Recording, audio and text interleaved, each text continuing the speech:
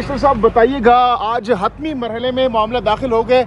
सुनने में आ रहा है कि मौलाना वोटिंग में हिस्सा ले सकते हैं आपके बगैर। देखो अभी इंशाल्लाह ताला फाइनल बात करेंगे। हाँ। इंशाल्लाह बहुत जल्द आपको बता देंगे। अगर मौलाना साहब वोटिंग में हिस्सा लेते हैं तो राय जुदा हो जाएंगी आप लोगों से उनकी? नहीं, मौलाना साहब के साथ हमारी राय जुदा नहीं होनी। मौलाना साहब के साथ इंशाल्लाह सुना है कि हुकूमत के साथ 3 ड्राफ्ट हैं, अगर मौलाना इस बार नहीं आते उनके साथ तो वो प्लान सी और अभी भी बात करेंगे, काम करेंगे। 1000 बार करे, जैसे हुकूमत की मर्जी है, जो चाहे वो कर दे। आप लोगों ने फैसला कर लिया वोटिंग में हिस्सा ना लेने का? बैरिस्टर साहब बताइएगा, आज हतमी मरहले में मामला दाखिल हो गए।